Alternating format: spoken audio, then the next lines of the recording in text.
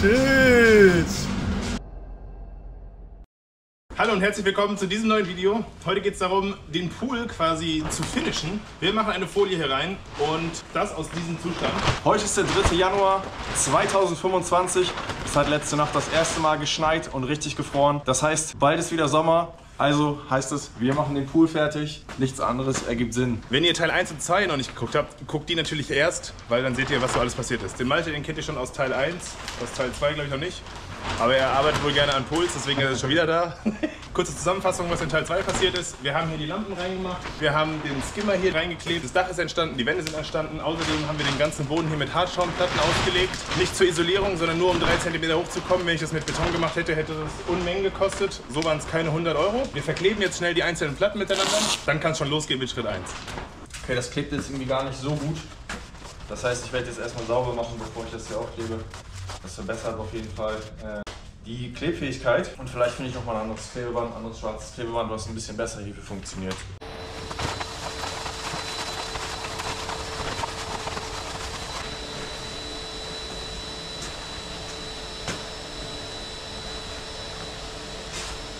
Gleich wollen wir hier Profile auf die Kante auftragen, wo dann später die Folie eingehängt wird. Also nochmal letzte Vorbereitung machen. Hier sind noch so ein paar hohe Stellen. Die müssen nochmal ab. Das geht hoffentlich hiermit. So, jetzt gehe ich hier noch einmal rum und gucke, ob hier alles gerade genug ist. Dass wir gleich diese Profile, die hier passenderweise gerade reingeflogen kommen, auf die Kante aufbringen. Und jetzt sieht man auch schon, hier ist die Nut, wo dann die Folie eingehangen wird und dann mit so einem Profil reingedrückt wird, dass sie auch festhält. Jetzt zwar gerade auf dem Boden gesaugt, müssen wir das wohl nochmal machen. Aber wichtig ist, dass das hier alles gerade ist. Wollen wir erst Boden oder erst Wand machen? Erst Wand oder damit wir nicht drauf rumlatschen? Ja. So, das hier ist das Vlies für die Wand. Und der Vlies für den Boden. Gut, dann mache ich den Staubsauger an. Ja. Und dann komme ich wieder rein, oder nicht? Ja. So, wir saugen jetzt hier noch ein finales Mal. Wir haben ja hier diese Gewinde drin von den Düsen. Die müssen wir jetzt an dieser Stelle natürlich rausschrauben, weil wenn hier später die Folie davor ist, müssen wir dann natürlich dann direkt da dran. Ich denke einfach, dass sie auch in Ordnung sind. Ich habe damit jetzt gar nichts mehr gemacht. Die wurden auch nachträglich irgendwie nochmal eingebaut. Sieht aber auch eigentlich nicht schlecht aus, bisschen dreckig. Aber das Rohr geht nach da hinten und man kann auch da hinten sehen, dass das Rohr nach unten geht. Das ist gut wegen Frost. Das heißt, ich mache jetzt hier alle 4 raus. Bei den Lampen sind wir schon so bündig, dass wir hier dran gehen können. Oh, hier müsst ihr nochmal was wegkratzen, sehe ich gerade. Und dann beim Skimmer haben wir auch genau das gleiche. Und da wird dann einfach alles ausgeschnitten. Die Poolplane ist übrigens etwas kleiner als der Pool, also 4 Meter mal 7,99 Meter. Ich habe den 8 Meter gesagt, mal 4,1 Meter. Das heißt, es ist jeweils 1 Zentimeter kleiner geworden und wir haben eine Tiefe von 1,48 Meter. Das ist wichtig, weil 1,48 Meter ist unter 1,50 Meter und ab 1,50 Meter braucht ihr einen Bademeister. Dann könnt ihr das Objekt natürlich nicht vermieten.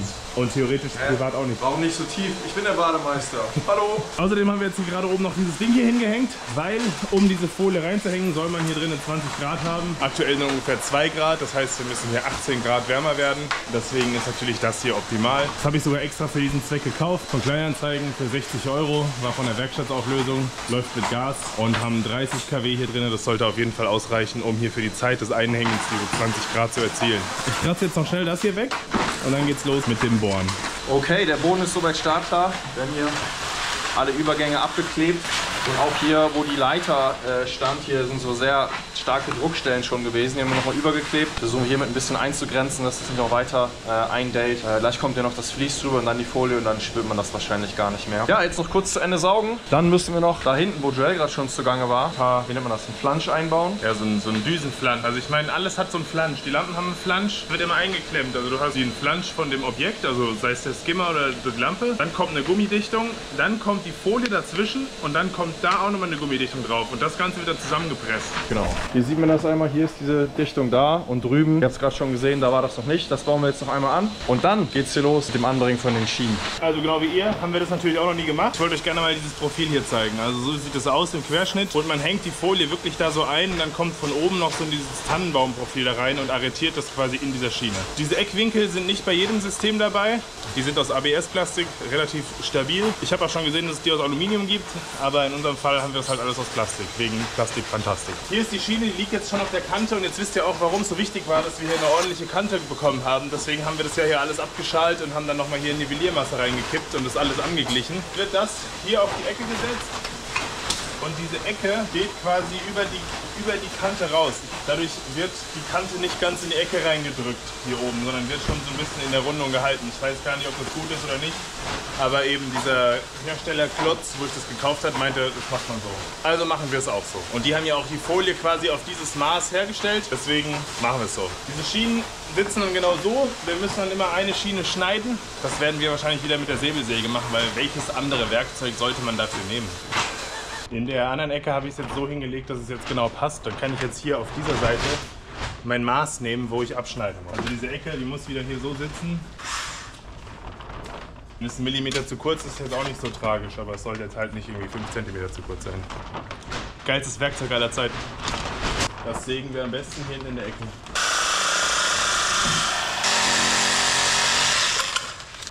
Ja, aber das sieht doch gar nicht schlecht aus jetzt. Lege ich direkt mal noch eins hin, dann wissen wir, ob es passt.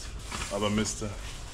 Genau, so sieht jetzt dieser Eckwinkel aus. Daumen hoch. Auch wenn wir beide kein großer Fan von Bedienungsanleitungen sind. Ja, hier muss man es machen. Sollte man da mal reingucken. Eine komische Anleitung, so sieht aus wie gemalt. Für Kinder, ne? Das ist eine schöne Bedienungsanleitung, aber keine sehr aufschlussreiche. Aber das ist das Vlies hier. Das ist die Folie und wir haben jetzt einfach nur diese Auslässe in der Wand, da wird das dann reingeschraubt. Dann sieht man, hier ist die Dichtung, die Folie und wieder die Dichtung. Kriegen wir hin schon irgendwie. Und das Ganze muss halt mit Teflon eingedichtet werden, ne? Das ist noch wichtig. Es gibt hier auch verschiedene Dichtungen, also die eine ist gelocht und die andere nicht. Die nicht gelochte, das ist die, die zur Wand kommt. Ansonsten gibt es auch noch dieses Ding hier. Das ist, wenn man ein reines Folienbecken hat, sowas wie die von Intex, diese Aufstellbecken. Das haben wir jetzt hier nicht im Fall, deswegen entfällt diese Konterschraube, fällt bei uns komplett weg. Wir müssen es erstmal in ein Erklärvideo reinziehen, weil wir es nicht ganz raffen. Wir haben gelernt, es gibt kein gutes YouTube-Video zu Astralpool-Düsen einbauen, deswegen machen wir es ja jetzt. Okay, erinnert ihr euch, dass ich eben noch das gesagt habe, dass hier Löcher drin sind, weil da Schrauben durch müssen? Die Ebene befindet sich noch dahinter und die muss man... Also die klemmt, diese Ebene. Da sind die Schraubenlöcher drin. Und wenn man dann die Folie damit festgeklemmt hat, dann kommt nur noch dieser Optikdeckel drauf. Und der wird dann gehalten von dieser Schraube, von dieser Düsenhalteschraube. Jetzt haben wir es durchgespielt. Jetzt können wir es installieren. Das erste, was man mit dieser Pooldüse machen muss, ist die hier ins Rohr einschrauben. Und das Rohr ist ja nun schon echt alt, also so alt wie der Pool hier ist. Und als erstes müssen wir jetzt mal dieses Gewinde hier sauber machen. Hier ist mittlerweile schon richtig viel Staub, Baustaub, und das müssen wir einmal sauber machen, damit wir auch dann diesen gesamten Gewindegang hier, der ja schon echt lang ist, reinbekommen können. Ja, hier ist auf jeden Fall einiges an Dreck drin. Gut, dass wir das nochmal sauber machen. Das ist auf jeden Fall nötig, um hier gleich das lange Gewinde einzuschrauben. Das Ganze müssen wir jetzt natürlich auch wieder mit Teflon eindichten, damit es auch wirklich dicht ist. Da wurde zum Glück auch einiges mitgegeben an Teflon. Ich habe nämlich eine Rolle Teflon eben eingesaugt. Das muss ich gleich mal aus dem Zyklon rausholen. Mit dieser Leiste wird ja das Vlies befestigt. Dieses Vlies muss also dementsprechend 10 cm hier unter dieser Leiste liegen, weil es wird festgeklemmt mit den Schlagdübeln. Das heißt, wir wollen hier 10 cm haben, dann wollen wir die Poolhöhe von 1,48 haben und dann am Boden wollen wir nochmal 10 cm haben. Das heißt, wir überlappen am Boden und wir überlappen hier oben. Das heißt, im Endeffekt, wir wollen 1,68 Meter haben. Und das fangen wir jetzt an, hier aus der großen Fließrolle rauszuschneiden. Wir haben 2 Fließrollen, eine für die Wände und eine für den Boden. Wie machen wir das eigentlich? Können wir die nicht eigentlich nicht getroffen? Okay. Ja. So, wir schneiden jetzt hier das Vlies zu. Was euch eine scharfe Klinge. Sehr scheiße schneiden lässt. Nicht aber fürs Vlies. Hätte ich mal hinten. Genau, und dann schneiden wir gleich mehrere. Wir haben jetzt 1,68 zugeschnitten. Jetzt testen wir einmal, ob das passt. Und dann schneiden wir gleich mehrere zu, wenn der Test hier erfolgreich war. Ja, das Vlies ist so, wenn man es nicht zusammendrückt, 4 mm dick. Wenn man es zusammendrückt, nur noch so 1-2 mm. Aber fühlt sich stabil an. Also in dem Video haben die das ja angeklebt und nicht überlappend gemacht. Da wir es aber nicht ankleben, ist es, glaube ich, an sich schlau, das überlappend zu machen. Krass. Wir wollen das Vlies jetzt überlappend hinlegen. Wir haben jetzt hier 5 cm eingeschnitten und werden es da jetzt in die Ecke reinlegen, dass wir die erste Überlappung hinbekommen. Halt mal, drück mal hier eben rauf, ich hole mal eben Akkuschrauber und Co. Dann. Er holt die Schlagbohrmaschine.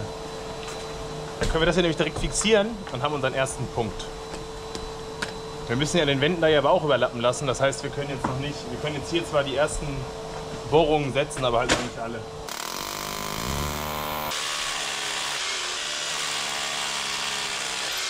wir benutzen hier die 8x60er, aber die Firma Klotz meinte, man kann auch die 6er-Dübel nehmen oder so, was man gerade so rumfliegen hat. Die Dinger müssen auch nicht krass tief versenkt werden, weil hier kommt ja sowieso die Fliese drauf am Ende. Das heißt, es ist sowieso abgedeckt. So, wenn man sich das jetzt einmal anguckt, hier oben haben wir 10 cm Überstand und hier unten auch ungefähr, also ein bisschen überlappend, sollte eine gute Basis sein. Jetzt machen wir einen Schlagdübel alle 30 cm rein. 25. Ja, also doch nicht 25? Ja, wir machen 30, weil wir haben nur 100 Schlagdübel, damit wir damit auf jeden Fall hinkommen bei 8, 16, 32 Metern. Hast du Oropax einstecken? Nee. Aber da liegt doch irgendwo da. Aber nur einer. Ja, reicht. Willst du nicht oder was? Nee. Joel sind seine Ohren egal. Genau. Dann schneiden wir jetzt mal noch ein paar mehr von den Fließdingern zu. Die Länge passt soweit. Also wie ihr jetzt ja gerade in dem Zeitraffer sehen könnt, haben wir jetzt gerade hier die nächste auch schon festgemacht. Dabei war die Schwierigkeit, das hier in der Ecke zu machen. Wir haben jetzt das hier ja durchgehen lassen und das andere haben wir überlappen lassen quasi. Also das hier überlappt jetzt das, was wir erst gemacht haben. Und hier oben haben wir auch jetzt das übergehen lassen und bei dem anderen haben wir die Ecke rausgeschnitten. Damit wir jetzt hier eine gleichmäßige Auflagefläche haben, machen wir das hier rein und das hier wird jetzt hier hingeschraubt und dann wird das auch in Position gehalten. Das Zeug lässt sich übrigens extrem gut bohren, hätte ich jetzt nicht gedacht. Das ist ABS, Plastik, also hält. Wir haben jetzt gerade sehr nah an der Kante gebohrt und jetzt ist hier überall was abgeplatzt und wir sind gerade am Überlegen, was wir jetzt hier machen. Aber dadurch, dass die Stücke recht lang sind, glaube ich nicht, dass die rauskommen und runterfallen. Und dadurch, dass wir ja Vlies und jetzt Folie dann haben, denke ich, das wird in Position gehalten. Wir könnten jetzt einfach nochmal sicherheitshalber einmal Panzertape hier drüber machen. Ja, oder Montagekleber oder so. Ja, der ist leider leer. Okay, irgendwas anderes, Silikon. Das ist übrigens das Wetter, bei dem wir hier am Arbeiten sind. Also da drin ist echt ganz warm. Die Platten sind auch von unten her echt gut warm und mit einer Jacke geht. Aber hier draußen ist es wirklich Winter. Ja, mehr Winter wird's hier in Norddeutschland wahrscheinlich nicht wirklich. Aber egal, weiter geht's. Nee, warte. Ist jetzt hier schon wieder gebrochen? Nee. Immer noch. Ja, Mann. Oh. Hier ist es eben gebrochen, wir waren noch sehr nah am Rand. Jetzt versuchen wir ein bisschen weiter weg zu bleiben, dass es nicht nochmal bricht. High Hopes.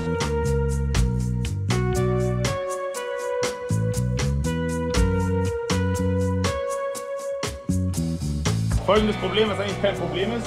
Diese Leisten haben ja eine vorgegebene Länge, so wie sie halt geliefert werden. Und wenn wir diese Leiste jetzt hier hinten bündig hinmachen würden, hätten wir den Stoß hier genau über dem Skimmer.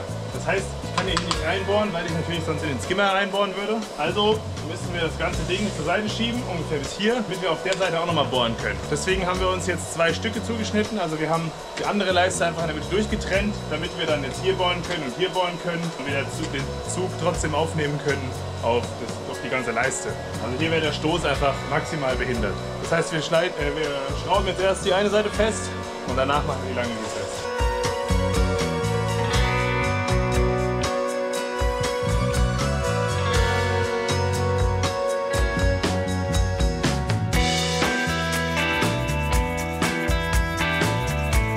Nachdem wir jetzt wirklich alles festgemacht haben, ist der nächste Schritt unter anderem der Boden, habe ich ja gesagt. Also einmal das Vlies auf dem Boden noch ausrollen, aber weil wir jetzt auch noch relativ viel hier rumlaufen müssen, habe ich mir gedacht, wir machen erstmal die Wände fertig. Dazu suchen wir jetzt mal hier die Auslassdüsen, die müssten ja hier sein. Hier habe ich eine. Und die haben wir ja vorhin ausgetestet. Das heißt, ich werde jetzt hier die Löcher reinschneiden und dann werden wir unsere Flansche eindichten und die dann da reinschrauben.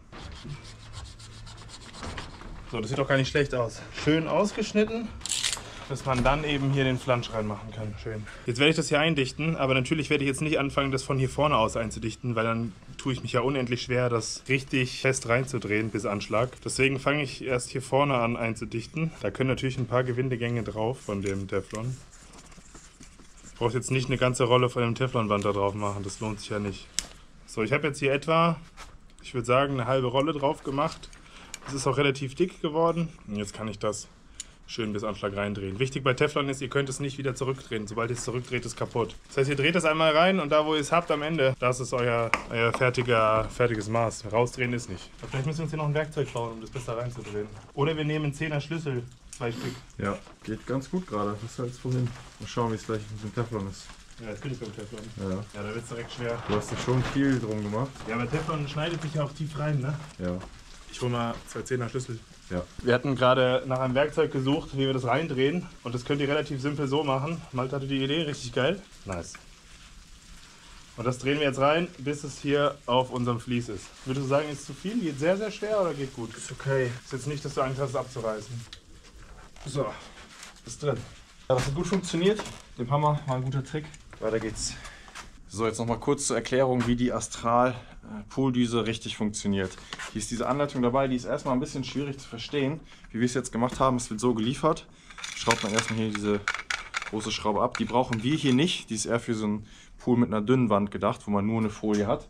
Nicht hier für so eine Mauer-Wandmontage. Und jetzt sind hier ein paar Dichtungen dabei. Die haben wir jetzt hier erstmal abgemacht. Und jetzt können wir dieses Teil in die Wand schrauben. Hier ist ein Gewinde bei uns eingebaut. Und dann sieht das Ganze so von vorne aus. Und hier wird jetzt die Poolfolie drüber gemacht. Also auf der anderen Seite, wir haben jetzt schon das Vlies angebracht. Von vorne kommt jetzt die Poolfolie mit, also erst eine Dichtung, dann die Poolfolie, dann noch eine Dichtung und dann kommt der Aufsatz oben drauf. Den muss man einmal öffnen, der kommt hier so geliefert und den kann man abziehen. So, und dieses Teil kommt dann mit Dichtung, Folie, Dichtung hier drauf geschraubt und am Ende zur Abdeckung das hier wieder oben drauf. Und die Düse wird am Ende verschraubt in die Mitte. Hier ist ein Teil, das kann man rausschrauben und damit befestigt man dann am Ende die Düse, sodass sie hier richtig dazwischen sitzt. Und dann am Ende wieder die Abdeckung drüber und dann ist das Ganze fertig. Hell yeah! Nächster Schritt sind die Lampen. Die müssen ja ein bisschen größer ausgeschnitten werden als die Gummifolie, als die Gummidings. Weil das Vlies soll ja immer nur so weit gehen, dass es nicht mit eingeklemmt wird. Das ist keine dichtende Ebene. Deswegen muss es immer ein bisschen weiter außen ausgeschnitten werden. Das ist auch weiter als das hier noch, ne? Noch weiter? Ja, die Gummifolie muss weg. Das Gummi muss frei liegen. Analog zu den Lampen und zu den Düsen sind wir jetzt hier auch mit dem Skimmer vorgegangen. Da habe ich jetzt wirklich außerhalb von dieser Gummidichtung zugeschnitten. Wichtig ist auch wirklich, dass ihr außerhalb dieser Dichtung zuschneidet, weil wenn was in diese Dichtung reinragt, dann dichtet es natürlich nicht so gut. Das heißt, ihr wollt hier gerade ordentliche, saubere Flächen haben, die dann wirklich als dichtende Ebene auch fungieren. Nachdem wir jetzt hier alles nochmal gesaugt haben und auf dieser Seite auch schon alle Fliese, das gesamte Vlies schon einmal an die Wand gedrückt haben, schön eine scharfe Kante unten in die Ecke rein, können wir jetzt schon einmal die große Bodenrolle hier einmal längs hier ausrollen. Wir haben uns dazu entschieden, dass wir es wirklich längs ausrollen, weil hier sind 16 Meter auf der Rolle. Der Pool ist bekanntlich 8 Meter lang. Das heißt, wenn alles richtig gut läuft, schneiden wir genau einmal und legen einfach 2 Bahnen nebeneinander. Und dann sind wir schon bei dem letzten Schritt, die Folie reinmachen. Deswegen seid ihr eigentlich hier. Legen wir erstmal quer hin und rollen dann von da aus.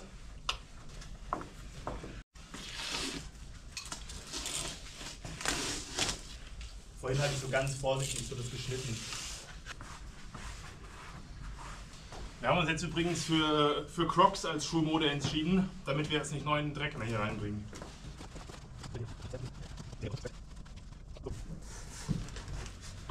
Das wird bestimmt ein Spaß, die gleich auszurollen. Ich bin ja gespannt. Apropos, lass mal hier die dicht machen und die Wärme anmachen. Jetzt schon? Ja, das braucht ja auch ein bisschen, bis sich das aufwärmt. Nee. Das geht halt noch krank Power. Ja, aber die Folie muss ja auch erstmal richtig aufwärmen, bis es hier durchgezogen ist. Okay, also wir machen die Heizung schon mal an hier.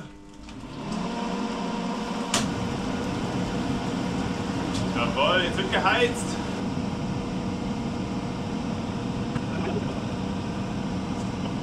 Also wir haben noch ungefähr so 1,5 Meter übrig jetzt hier. Dann hat es schon mal ganz gut geklappt. Ich habe eben von draußen so ein Bild gemacht. Sieht ein bisschen aus wie so ein Partyzelt hier drin. Oh, jetzt hagelt es wieder. So, jetzt wisst ihr schon mal, wie man ein Vlies verlegt. Wir jetzt auch. So langsam kann man sich schon richtig vorstellen, wie man hier so schwimmen kann. Das ist genau die Höhe. Und jetzt packen wir zusammen diese Plane aus, diese Folie. Ich habe die selbst noch nicht gesehen. Ihr seht, es ist noch alles komplett versiegelt. Ich habe es nur beim Aussuchen in so einem kleinen Heft gesehen. Achtung, nicht mit einem scharfen Gegenstand öffnen. Womit denn sonst? Einem unscharfen Gegenstand. Geil, geile Farbe. Tja, wenn man jetzt wüsste, in welche Richtung die aufgewickelt haben. Den Karton brauchen wir schon mal nicht mehr. Was ist das? Ah, Flicken sind schon direkt dabei. Sehr gut. Die haben wohl High Hopes in uns. So, dann wollen wir hier mal ein bisschen aufdrehen. Geht nicht. Ah, doch.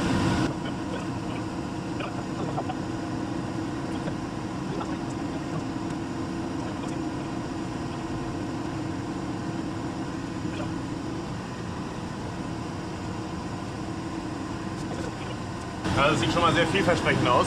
Die Farbe gefällt mir sehr gut. Wir haben diese Farbe gewählt, weil das einen türkisen Wasserton ergibt. Also so ein bisschen so in Richtung Karibikblau.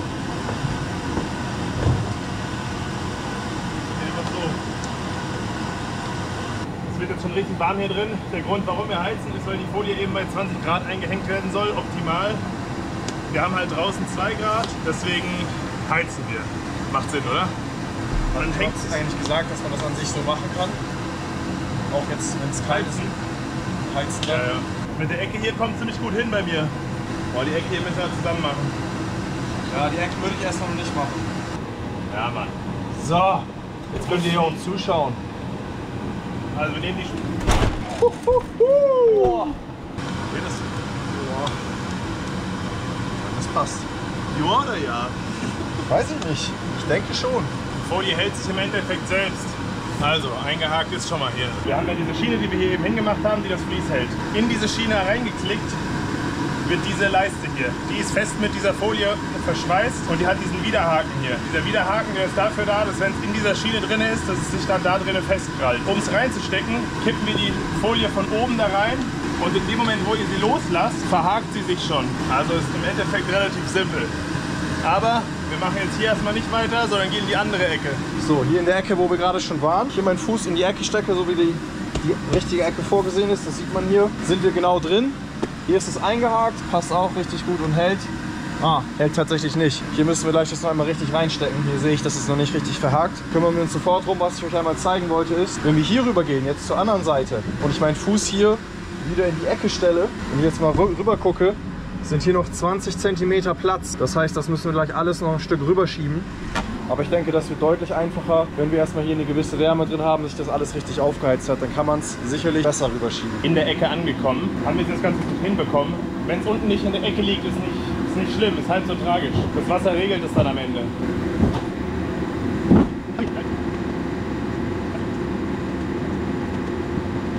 Alleine hat man da keine Chance. Also alleine könnte ich das nicht hochhalten und gleichzeitig in die Ecke reindrücken. Das wird nicht gehen.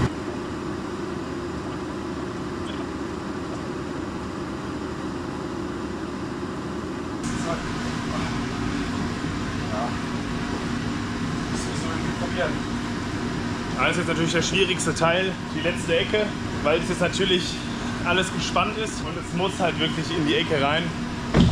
Dann können wir es aushängen lassen und dann in 2 Tagen können wir mit dem Befüllen beginnen. Aber wir müssen es halt auf jeden Fall in diese Ecke reinkriegen. Kann es sein, dass das Gas jetzt gleich leer ist? Das hört sich ein bisschen so an, als wäre es drin. We'll see. Ja, ich habe 1, 2, 3. Ah, es geht gut. 1, 2, 3.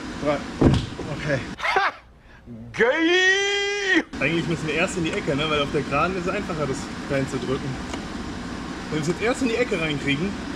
Oh, Alter. Könnte gehen, ne? Willst du erst die Ecke? Ja. Oh ja, da kommt noch was. Ah. Oh ja, das war geil. Alter, jetzt ist gerade einiges gekommen.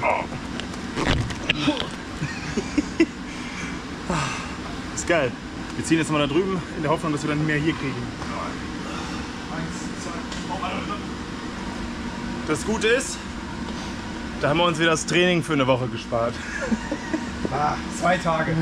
2 Tage. Also das Problem ist hier, wackelige Angelegenheit. Die Kamera steht nämlich auch so auf dem Stück Rassel. Also das Schwierigste ist gerade hier die letzte Ecke reinzukriegen. Aber guck mal, da links neben dir ist voll viel Platz. Oh, guck mal hier. Ja, das meine ich ja. Das Ding ist, das verkantet hier halt. Die da nochmal bei dir.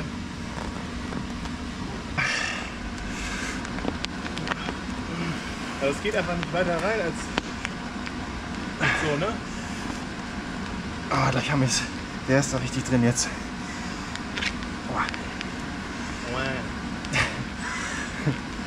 Ich glaube, das ist gut so. Guck mal, jetzt ist auch deutlich. Genau wie eben.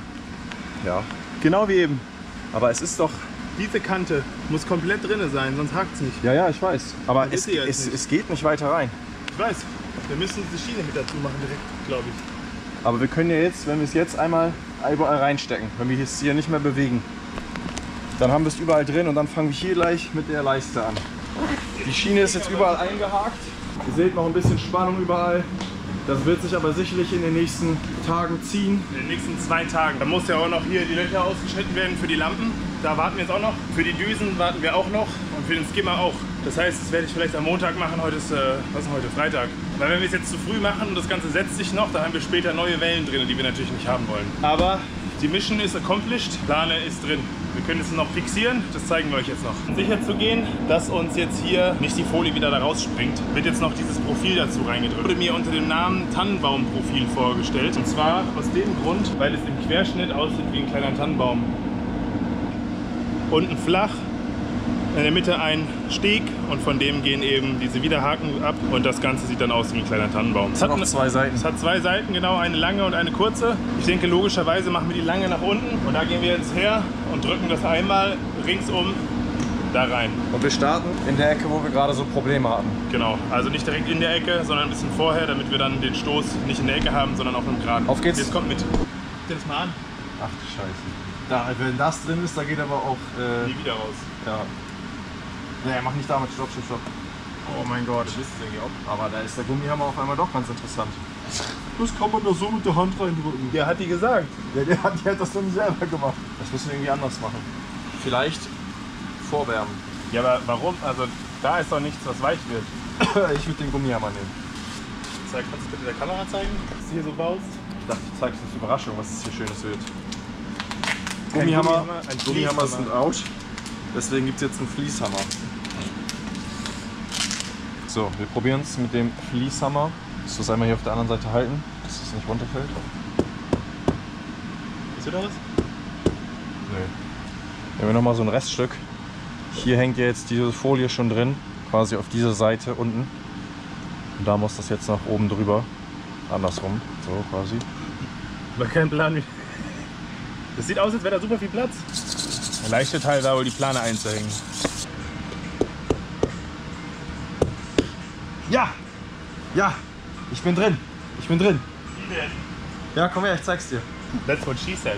Guck mal, hier steht dieses Profil so ein bisschen nach vorne. Dann konntest du Und da konnte ich die erste Tannenbaumebene reinschieben und dann habe ich es reingehämmert und jetzt ist es reingerutscht. Und jetzt kannst du überall hämmern oder was? Weiter habe ich noch nicht getestet. Ja, 5 cm sind drin, das war's auch mit diesem Video. Für mehr Erfolg müsst ihr andere YouTube-Videos gucken. Na, wir testen mal ein bisschen rum und melden uns, wenn wir die Lösung gefunden haben. Das ist das Werkzeug, was ihr braucht. Ohne Gummi, ohne Vlies, Stahl. Nachdem wir hier jetzt so 20, fast sogar 30 Minuten, nicht 20 Minuten rumüberlegt haben, verschiedene Werkzeuge probiert haben, wie das jetzt funktionieren kann. Ein Hammer. Einfach mit einem Hammer richtig an der richtigen Stelle draufschlagen, dann rutscht es da einfach rein. Das so ein bisschen leicht von oben halten und dann so schräg von hinten, von da wo ihr kommt. Also das erste Stückchen reinzumachen ist natürlich immer noch Akt. Aber sobald es einmal drin ist, Hat er verloren. hat er verloren. Das ist einfach so. Da hat der Heimwerkerspruch doch wieder gewonnen. Welcher? Hat er verloren? Ja. Ist das ein Heimwerkerspruch? Ja, das ist so dieser typische. das ist dein Spruch. Nein, ich mache mich über den Spruch immer lustig. So, aber ist ja auch so. Jetzt hat er. Kennst du es nicht, wenn so ein, so ein Vater Ich bin scheinbar irgendwas kein macht? Guter Heimwerker. Heimwerker, Handwerker. Guck mal, wenn du das jetzt machst und in 10 Jahren, wenn die Folie neu gemacht werden muss, dann hat die schon einige Schläge abbekommen und dann hast du hier vielleicht noch dann die Fliese drauf. Wie machst du das dann? Alles neu. Hier ist jetzt überall gut drin. Also ich hätte gedacht, die Folie einhängen wird schwieriger und dass das der schwierigste Schritt wird. Aber es stellt sich heraus, Folie einhängen ist an sich eigentlich ganz einfach. Klar, in die Ecke muss man es ein bisschen reindrücken, aber das war eigentlich ganz lustig. Hat eigentlich echt Spaß gemacht. Aber Ich hab dich eigentlich nicht lachen sehen. Lachen vielleicht nicht, aber ich fand das eigentlich ganz gut, Ja, irgendwie amüsant da so rumspringen zu müssen. Das war sehr befriedigend und jetzt bewegen wir uns echt langsam durch die Gegend. Wir haben jetzt 50 cm in 30 Minuten. Was meinst du, wie lange hat das gedauert, die Folie einzuhängen? Stunde? Nee. Nee, nicht mal, ne? Also wir haben jetzt doch noch einiges weiter geschafft. War kurz eine schwierige Stelle, aber da gab es einen Trick. Und der Trick ist, brauche ich ja mal kurz. Innen Der Trick ist, den Hammer nicht gerade raufzuhauen, sondern, also Joel hat das genau da drauf gehalten, also einmal vorgehalten, dass es an der richtigen Stelle ist und dann habe ich schräg drauf gehauen, also nur mit einer Kante von dem Hammer. Und dann ist es reingerutscht. So, und jetzt haben wir hier innerhalb von einer Minute 1,5 Meter geschafft und jetzt kann man auch wieder gerade raufhauen. Hoffen wir, dass so bleibt. Wir sollten das mal hier ein bisschen enttrullern. Was? Enttrullern? Enttrullern? Kennst du das Wort nicht? Nee. Kennt ihr das Wort enttrullern? Schreibt es mal in die Kommentare. Ist Gerisse? Ich weiß nicht. Hat sich auf jeden Fall nicht gut... Oh, scheiße, ist gerissen hier. Okay. Also auch nicht zu festschlagen.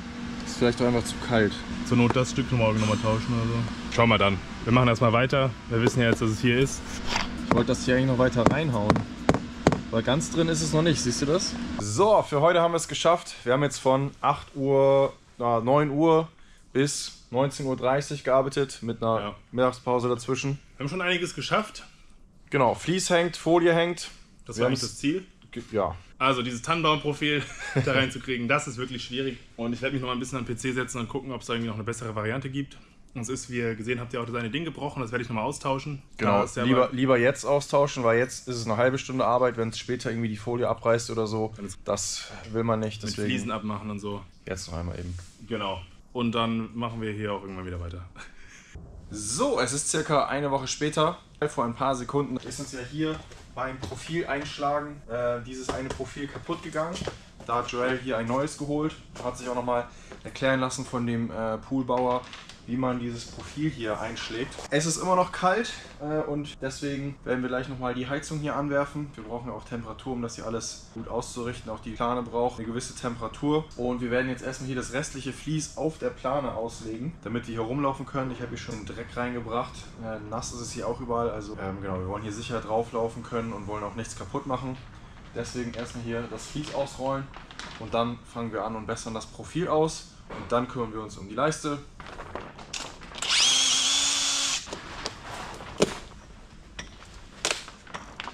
So, hier war die Stelle, wo das Profil kaputt gebrochen ist.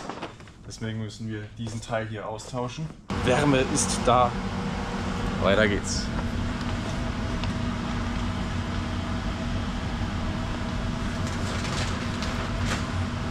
Noch die alte Leiste und zeichnen uns genau die gleichen Löcher an. Dann können wir nämlich die Löcher, die wir vorher gebohrt haben, einfach erneut verwenden.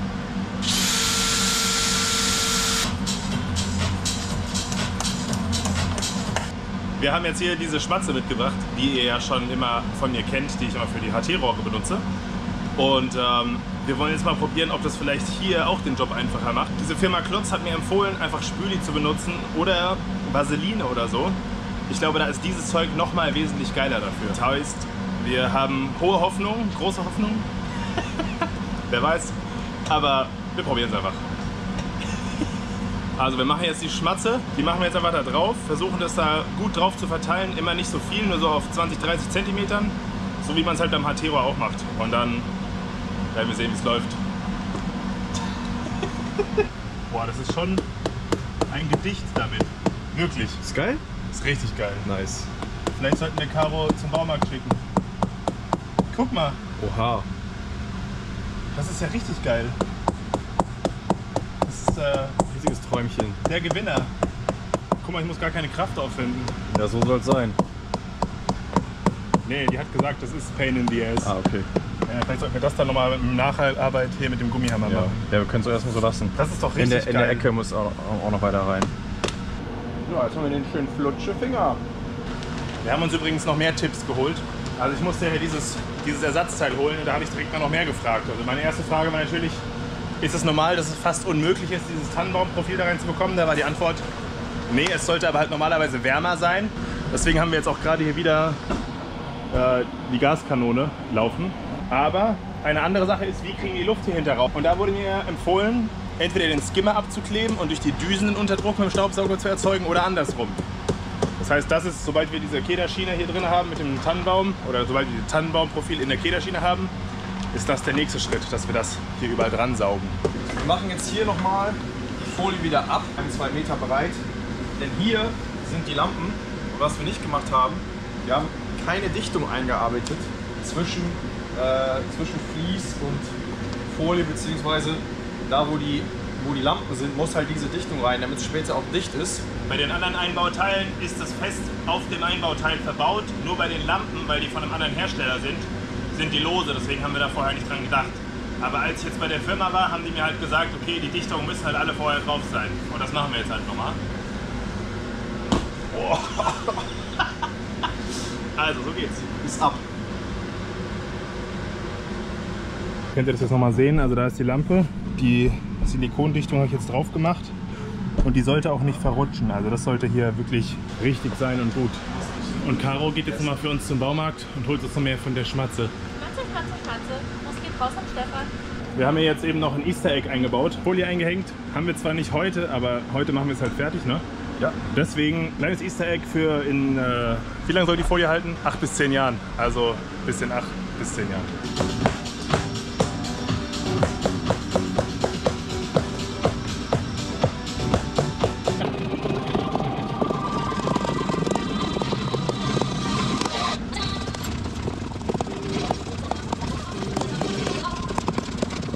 Wir waren jetzt gerade wirklich auf den letzten Meter.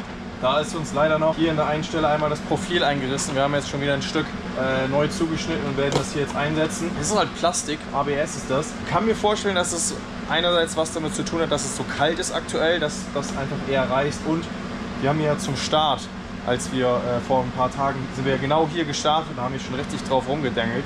Ich kann mir vorstellen, dass es da auch schon irgendwie angerissen war, aber ich habe eben nur einmal geschlagen. Ist direkt kaputt gegangen. Aber egal, hat jetzt irgendwie 10, 15 Minuten gekostet. Keine große Sache.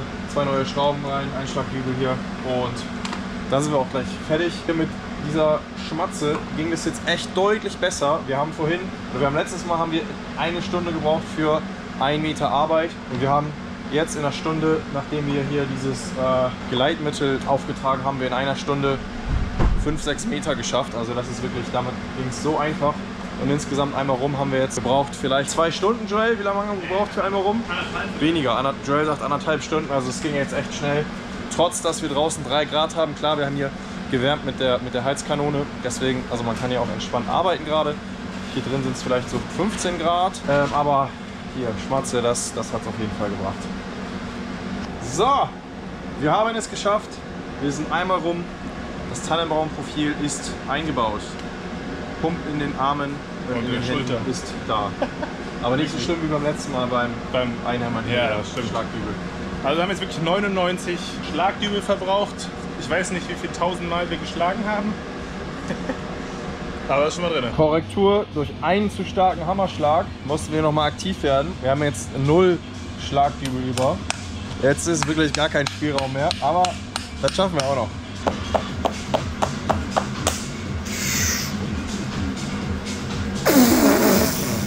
Shit! Das war's. Es ist passiert. Das ist ja wohl den Fahrfall. Ja, hattest recht, da war noch was. Ja, wir haben mit einem perfekten Snap, wie hier die letzte Leiste bricht. Hätten wir auch darauf verzichten können, aber jetzt haben wir ihn halt.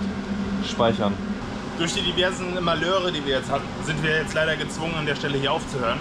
Wir müssen jetzt leider einsehen, dass wir wirklich ein bisschen mehr Temperatur brauchen. Ja, es ist nämlich jetzt auch schon wieder 20 vor 9. Richtig viel können wir heute nicht mehr ausrichten. Aber immerhin ist dieses Tannenbaumprofil drin. Ja. Ich kann mir aber nicht vorstellen, dass wenn man in 8 bis 10 Jahren nochmal diese Folie wechseln möchte, dass dann dieses Profil überlebt, diese Kederschiene. Also mein wirklich warmer Tipp, macht die aus Aluminium. Ja. Auf jeden Fall. Also es ist jetzt insgesamt 4-mal gebrochen.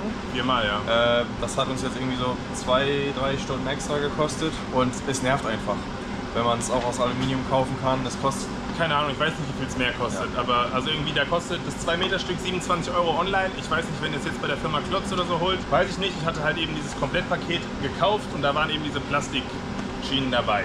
Würde ich jetzt nicht nochmal machen. Man lernt aber halt daraus. Wir haben jetzt schon einiges vorgearbeitet wieder. Wir haben jetzt auch schon angefangen, hier den Skimmer abzukleben, damit wir das nächste Mal einfacher einen Unterdruck machen können. Wir müssen mal gucken jetzt, dass wir nochmal einen bisschen wärmeren Tag abpassen und dann nochmal die Dieselheizung und nochmal eine volle Gasflasche, weil die hier hat jetzt auch nicht mehr so viel Power, dass wir die nochmal mit dranhängen. Genau. Und dann wird es besser. Die Idee ist warmer Tag, plus Heizung hier, ein bisschen aufheizen vorher, dann das Wasser rein. Schön warmes Wasser. Ja. Und dann können wir das alles ausrichten, dann Unterdruck erzeugen, dann können wir hoffentlich alle Falten, die jetzt drin sind, an den Rand schieben und dann sollten wir es haben. Dann können wir noch die Ausschnitte machen für Lampen und Co. das anbringen und dann können wir schwimmen gehen. Ja, okay. Gut, alright. Wir packen es jetzt. Bis zum nächsten Mal.